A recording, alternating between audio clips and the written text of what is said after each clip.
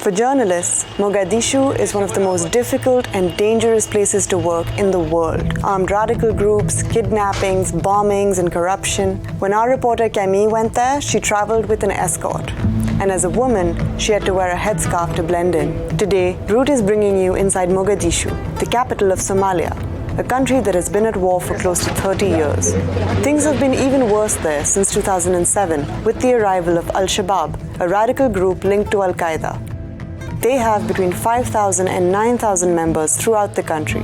Al-Shabaab's goal is to impose Sharia or Islamic law, and on top of that, they want to overthrow the government, which is already weak and extremely corrupt.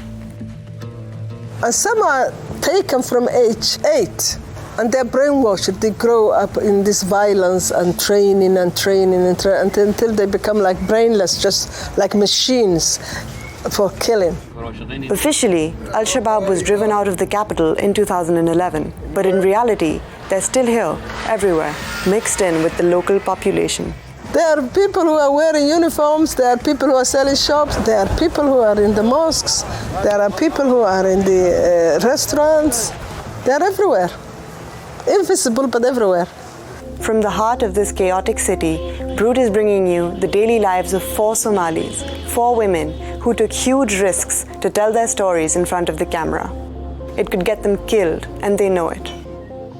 Somali women are very strong. For 30 years, when men were fighting, when men left, women were looking after the children, taking them to schools, bringing the breadwinners, keeping the family together.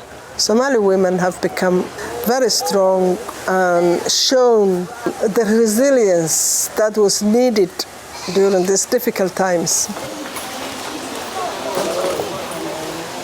Assalamu alaikum. Hey, takusoo dhaawacantay mama.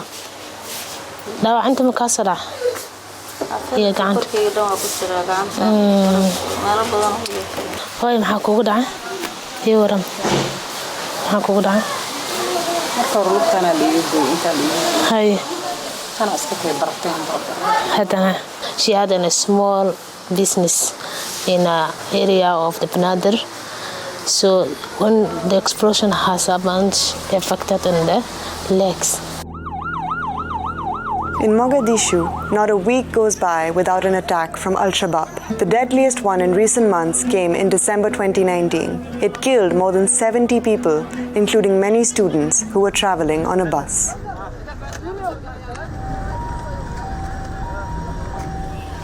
Rukia is a head nurse. At her hospital alone, 2,000 people are treated every month for injuries from bullets or attacks.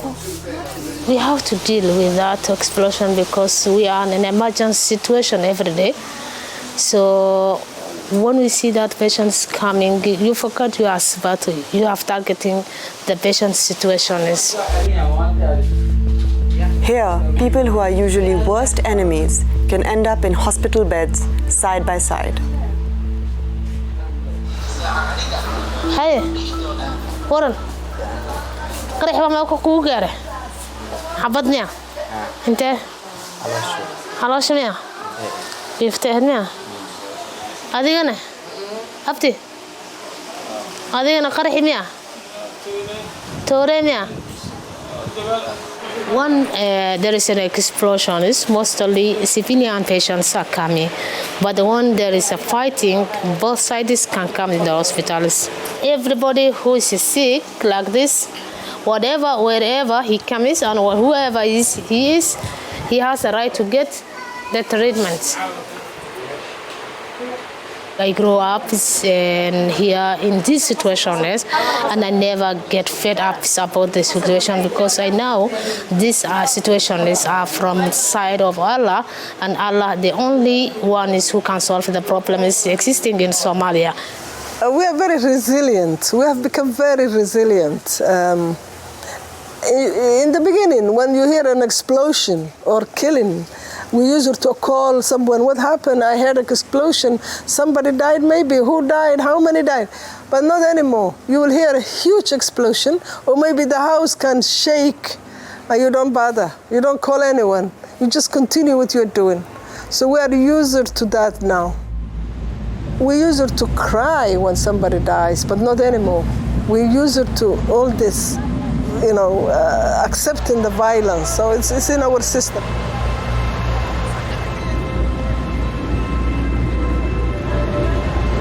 Do you feel afraid sometimes with the explosion in the city?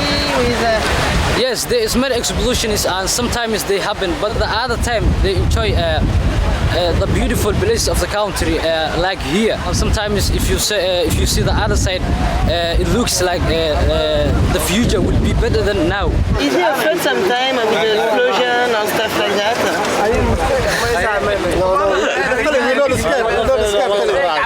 You don't scare about that. Me too, I come from United States. I live here like 3 years right now, and I don't want to come back that. I used to live in Sweden too. It's better here. Somalia is better, all the countries. Somalia is better. Come to all.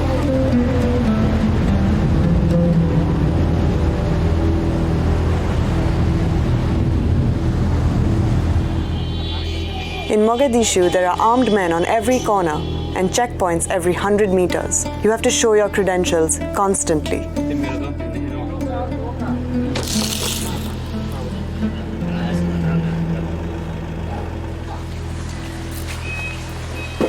This is where they bring the banana for the day. We do 2 cars per day, which is like 2 tons. We deliver to like over 200 women, which actually, creates jobs for them because they resell those banana to higher amount of money and they make a living for their families. Millions of Somalis have left their home because of violence and instability. Now, some people from that diaspora are coming back to work in the country. Najma is one of them. She's 36 years old, and after 20 years in the US, she decided to come back to Somalia to run a company that sells fruit. Hey, I went to high school and college in the US. I was working as a software engineer. I came to Somalia because I wanted to make a change in my life and see what things I can do to improve my skills as well as my country. Do you still talk with your friend in US? Of course, yeah. We talk on the weekends or whenever we have time. When they watch my, my social media, they're like, wow, I can't believe that's Somalia. They're like shocked. Everybody in the US is worried to be, living in Somalia because of the security reasons, because of all the explosions that happen, a lot of the times. But when I come here, I saw how people live, they live a free lifestyle. Nobody's really scared. It's not like the way the media makes it look like that, oh my God, Somalia is not safe. You're gonna die there within like a couple of weeks if you stay there. You see how fast they finish it up? It's empty, so now the next one is they're gonna do this one again. As a woman, it's not really easy to have this big business in Somalia because a lot of the big, companies based in Somalia are owned by men, run by men. But that doesn't mean that as a woman you can't do that. Once you overcome them and once people see that you're capable of doing this kind of job, they're like, oh, they start to respect you more, they start to trust your judgment more, and they actually, come for advice for you more. There's so many young women that need role model right now, that need guidance, that needs a woman they can look up to and say, I want to be like her when I grow up. And so we all inspire to be that woman that is going to be a role model for the next generation. In front of the camera, Najma was optimistic about her work. But when the camera was off, she said that she would rather not talk about politics. It could end up getting her targeted by radical groups. No, they don't say that they want to kill you and all that, but they tell you, you are a woman, you cannot be in politics, you are a woman, you cannot be a leader, you are a woman, you cannot stand next to men, you are a woman, all that. This is, with me and the people like me, we face that every day, but we don't listen to that. That doesn't stop us. We go forward. Education will be a huge factor in the future of Somali women. The country has one of the lowest school enrollment rates in the world. only about a quarter of girls go to school. Halimo is a school principal who's trying to change things. soo dhawaada iskuulka Al-Kawthar xanaano ilaa dugsi sare waa iskuuladii la furay dagaaladii halkan waxaan aad ugu faraxsanahay inaan ka mid nahay dadkii bilaabay xanaanada wadanka taas waxay ka saaciday dumar fara badan oo rabay inay markaas ubadkooda u shaqeystaan inay helaan meel ay caruurtooda ku aaminaan oo ay keensadaan gacan aamin ah oo ay ku aaminaan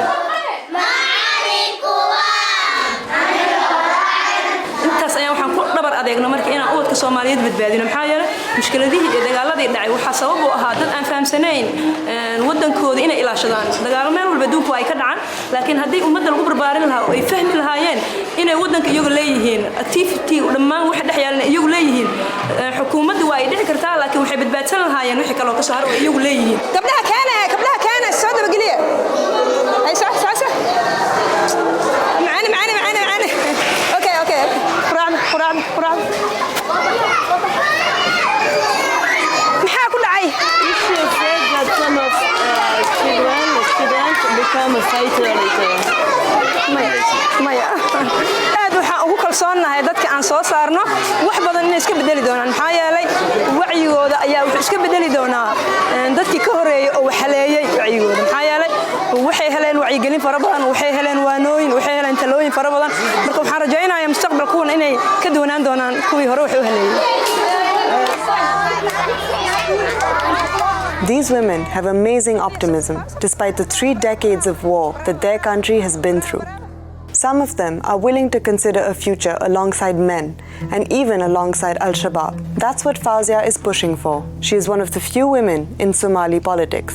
She's also a candidate in the next presidential elections. I believe if there is a mediator to mediate the Somali people, the government, and the nation as a whole with Al-Shabaab, so maybe mediate him like the Taliban and the Americans and the Taliban and the Afghani government.